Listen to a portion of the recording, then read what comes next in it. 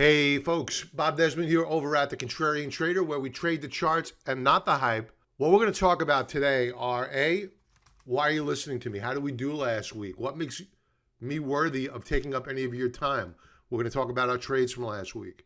We're also going to talk about a few symbols for the new trading week: PDFS, Twilio, TWLO, Amazon, Nvidia, Boeing, Borg Warner, and DWAC for my friends over at the Salty Army.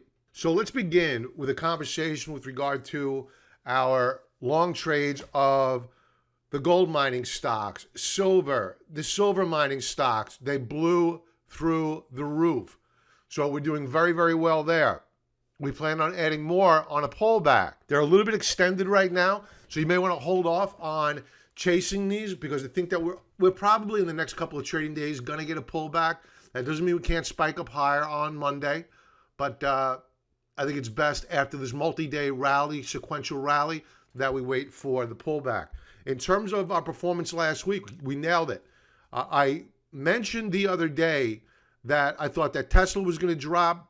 I'm going to go to a clip that I spoke about on November 4th, Thursday night stock chart live. In fact, let's go to that clip right now. In the very short term, and that's all I'm concerned about, in the very short term, this will be the second consecutive week that we're trading up and above and potentially closing up and into the third standard deviation Bollinger Band in red.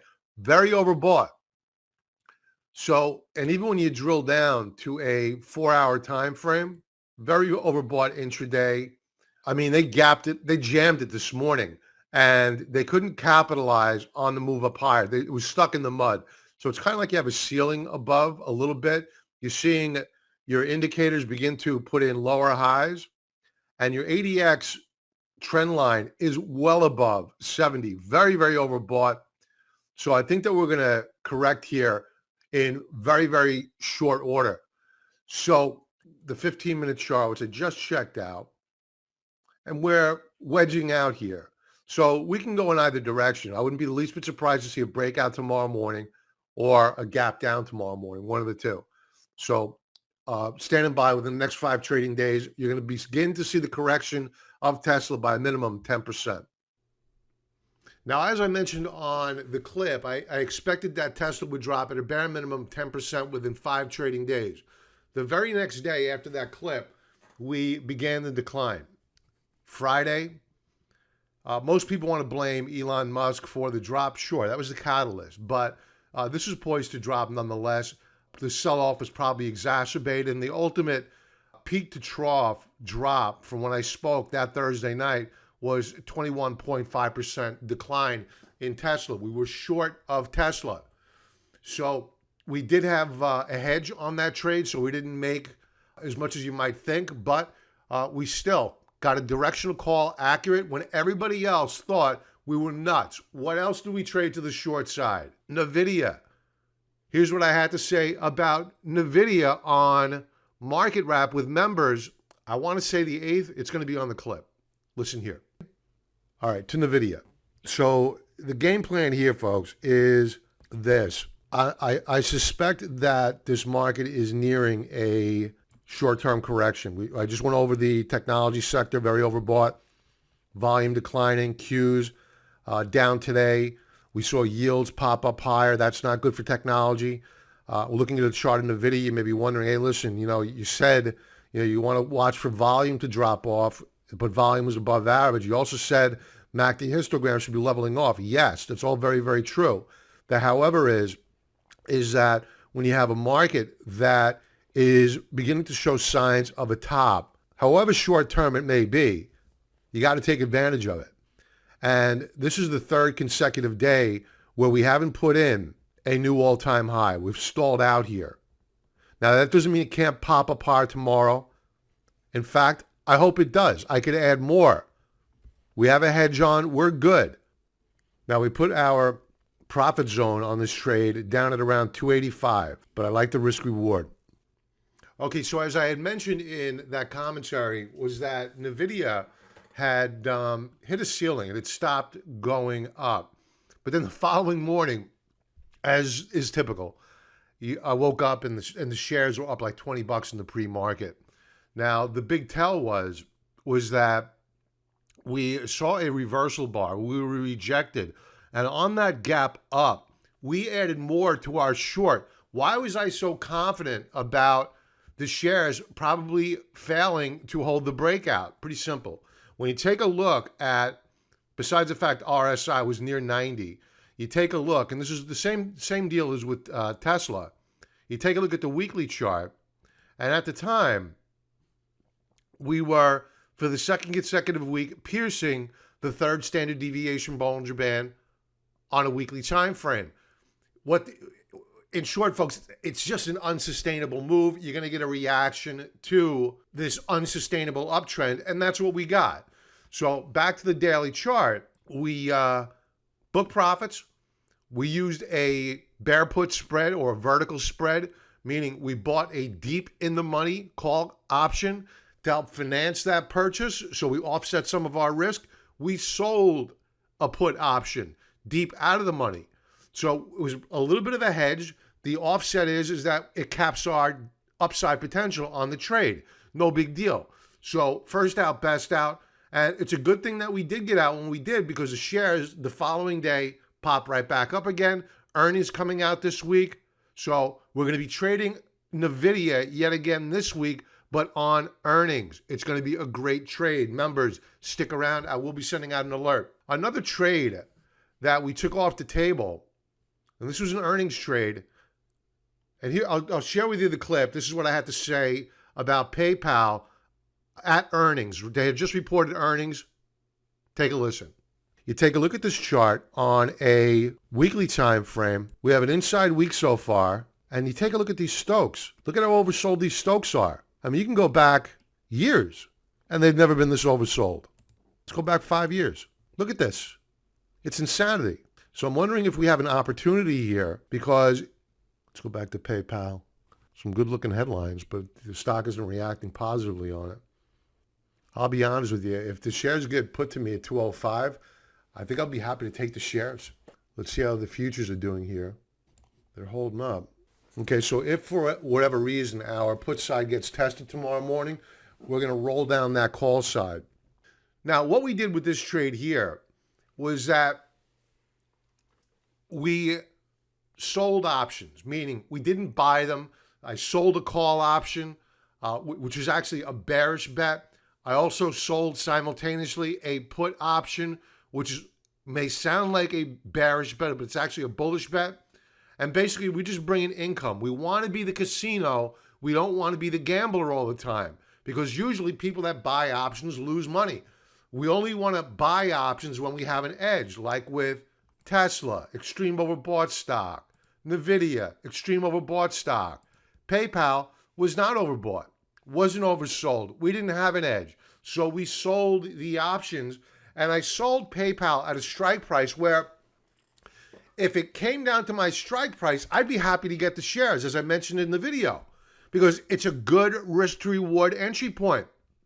So initially we were down. As a matter of fact, we're still down on the put side of the trade by like a couple $100. But we made money net on the trade, because what we did is we booked profits on the 265 strike, rolled down, booked more profits. Those are going to expire worthless. And we also bought the common shares at around 203, around there. And we sold it around 206.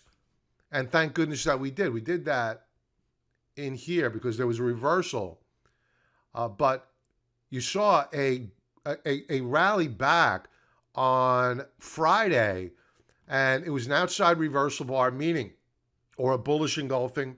We engulfed pretty much the entire prior day's price action, not completely, but close enough, bullish price action. So I bought more shares, and we still have those 205 put contracts, which at current are, we're going to wake up on Monday. If we open up on PayPal above 205 per share, those contracts are going to deteriorate in value dramatically. And as put sellers, we love that. That's money in our pocket. So we're probably going to let them expire worthless. We're now long of PayPal. I will be looking to add more shares to PayPal, because what I think is going to happen here is that we're going to fill the gap at the 225 strike. Why else am I bullish on PayPal? All you need to do is take a look at the weekly chart. I believe I mentioned this on the clip. Stokes at historic oversold levels. We bounced off of support and we closed there. So we're good. We're good here with PayPal, assuming that the market holds up. We're in a seasonally favorable period of time for the market. So we're going to hold on to PayPal up until, hopefully, God willing, we fill this gap here. And then we're going to exit. We're going to book profits and we're going to celebrate the holidays in cash. All right, so what else are we looking at? PDFS. I'm going to breeze through these quickly. Members, if you're watching this, I already posted. Actually, I didn't go over PDFS on the members version. I went over Twilio, Amazon, Nvidia, Boeing, and Borg Warner on the members commentary, daily and weekly time frames. Go to that video, check out that analysis. If you're not currently a member, sign up for the 14-day free trial offer. You get immediate access. Go check out my complete commentary. I didn't talk about PDFS with members, so let's talk about that now. Really quick. RSI 93.60. This is a potential short. This is an unsustainable uptrend. You can already see that we've begun topping out here. You got a bunch of wicks on top of these candlesticks. I would love to see one more surge up higher, which is entirely possible with the volume. The volume is still heavy. MACD histogram still rising. Still no rush here to go shorting. Let's take a look at the weekly chart. Yeah, take a look at the weekly chart. Well above the third standard deviation Bollinger Band. But as we know from Nvidia, as we know from Tesla, this can continue for another week or so. So no rush to go shorting PDFS. We're probably going to use put options. I don't know whether or not these shares are easily shorted, meaning are the shares available to short? So we'll probably use options on PDFS. And in this situation here, we're going to buy an option. But to offset our risk and to help finance the purchase of that option, we're going to simultaneously sell an option. So we're going to buy a deep in the money contract, which is going to move at around 75 to 80 cents on the dollar for every move that the stock makes. And we're going to sell a deep out of the money put option that'll move 20 cents to 30 cents for every dollar. So as you can see, we're helping finance the trade, but we're capping our profits, right? So it's a good way to manage risk. Simple as that. What else are we looking at? Twilio, higher low on price, bullish key reversal bar on a daily time frame. Took it on the chin on earnings, but we may have, at least in the short term anyway, seen the lows. We may just rally up and fill the gap at that 340 mark. Amazon, loving the price action on Friday, bullish key reversal bar. You take a look at it on a weekly time frame. We broke out the week before last. Last week was a retest of the breakout point. Let's bring up my save chart so I can show you. And there you have it, folks. There's the breakout. Last week we pulled back. We did a retest of the breakout point. What does that signify? It signifies that what was resistance here, around here, here, is now support. So you have more buyers at that level than you have sellers. Simple as that. So the retest has held. It appears as though we're going to get a continuation rally higher. Our indicators looking strong. Amazon looking very good. Boeing, we broke out the week before last. Last week, a retest of the breakout point. No great rush on Boeing. We still may get a couple of days of consolidation. So members, I'll be sending out an alert when we do execute on the trade.